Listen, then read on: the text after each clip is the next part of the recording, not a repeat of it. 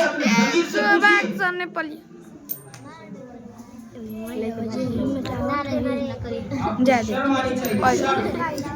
चुल्लू भर पानी में जाकर डूब मरिए। अगर कोई भी इस्लाम की फिक्र है, इस्लाम की परवाह है, दीन इस्लाम की परवाह है, अगर आप चाहते हैं कि आपका बेटा आलिम दीन बने तो उसको पढ़ाई पर ज्यादा तवज्जो दीजिए। आप लोग जैसा जिंदगी जी रहे हैं, ये जिंदगी का कोई माना और कोई मतलब है ही नहीं। ये सब बना दो बोनी से। मैं अपनी ज़बान से, क्योंकि मैंने पहले ही बोला आज तकरीर नहीं होगी, सिर्फ गुफ्तगू होगी। अपनी ज़बान से कहीं कहीं जुमला रफ निकल जाए तो उसको बराए मेहरबानी बुरा ना माने, क्योंकि मैं आपकी ज़मीर को बस जगाना चाहता हूँ कि आप मुसलमान हैं। अभी हमको आए हुए कितना दिन हो गया? तीसरा जुमा है आपके सामने, तीसरा जुमा है। पहले जुमा आपने मेरा रंग कुछ और देखा होगा, दूसरा जुमा आपने मेरा रंग कुछ और देखा होगा, तीसरा जुमा आज कुछ और देख रहे हैं। जो लोग पहले से नमाज पढ़ रहे हैं उनको पता होगा, जो 3 जुमा से लगातार नमाज पढ़ रहे हैं उनको अच्छा मालूम होगा। आप कहते हैं, हम किसी से तलब करते हैं कि आओ मेरे भाई नमाज पढ़ने, मस्जिद के बाहर बैठे रहते हो, तुम्हें शर्म नहीं आती? मस्जिद के बाहर बैठे रहते हो, अजान होती है, तुम्हारे कानों तक आवाज जाती है, लेकिन इसके बावजूद भी तुम्हें तौफीक नहीं होती कि मस्जिद के दरवाजे चला जाए। मस्जिद में तुम नहाने चले जाते हो, मस्जिद में तुम हगने चले जाते हो, मस्जिद में तुम मुदने चले जाते हो, मस्जिद में तुम कुल्ली करने चले जाते हो, मस्जिद के अंदर आकर के कपड़ा धोते हो। तुम्हें शर्म नहीं आती? मस्जिद में जब अजान होती है तो उस वक्त तुम नमाज के लिए कहाँ चले जाते हो, कहाँ मर जाते हो? तुम्हारा ज़मीर कहाँ चला जाता है? जरा सोचिए और गौर कीजिए, कितनी कमी है आपके अंदर, कितनी कमी है। उस कमी को मैं आपको दिखा रहा हूँ, आईना की तरह साफ झलका करके बता रहा हूँ। मज़हब इस्लाम के दर्द को समझिए, और वही इंसान मज़हब इस्लाम के दर्द को समझेगा जिसके दिल में मज़हब इस्लाम की फिक्र। आपको फिक्र नहीं है, आप तो आदत बना लिए। आपसे क्या बात करना, आप तो आदत बना लिए। आपके घर में किसी का इंतकाल हो जाए, मौलाना साहब मस्जिद में पड़े हैं, सोए हैं, जाओ बुला दो, नमाज पढ़ा दो। शर्म नहीं आती?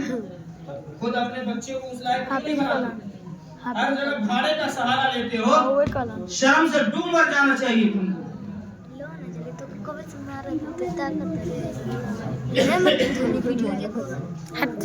आपके घर में फातिहा करना हो तो जाओ मौलाना को बुला लो। फातिहा को भी लोग मजाक बना करके रखे हैं। तुम दीन से समझ लो। मेरे हिसाब से अब तक मैंने जो महसूस किया इन 15 दिनों में, जो मैंने देखा आपके अंदर, हमें तो पूरा ही अगर कोई मुसलमान यहाँ पर है खड़े होकर 5 कलमा सुना दे।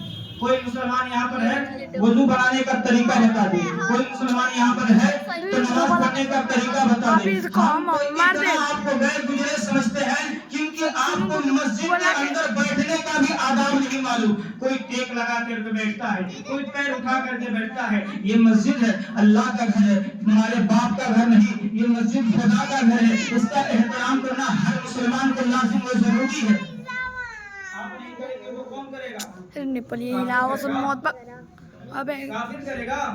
गड़बड़ा जी तो यहाँ पे कोई जब मैं करूँगी सही लग तो जब आप दीन से जुड़ जाएंगे, दीन से मोहब्बत करेंगे, बहुत कुछ आपको फायदा पहुंचाएगा। यही कुरान पढ़ करके लोग कहां से कहां पहुंचे।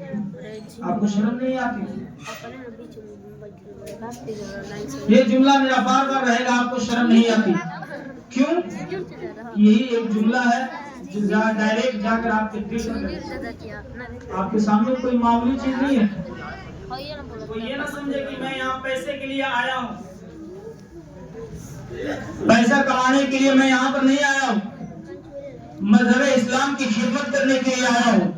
मैं यहाँ पर इमाम हूँ और मेरी मौजूदगी में ना कोई यहाँ नहा सकता है, ना कोई यहाँ धो सकता है, ना कोई यहाँ हग सकता है, ना कोई मूत सकता है। इसकी इजाजत किसको है? किसको है? अगर मैं हक बात बोलूं तो साथ दे मेरा। इसकी इजाजत किसको है? अभी हम आपको अपनी टैलेंटेड का कुछ नमूना आपके सामने रखेंगे। मेरे बच्चे, बाबू बेटा खड़े हो जाओ।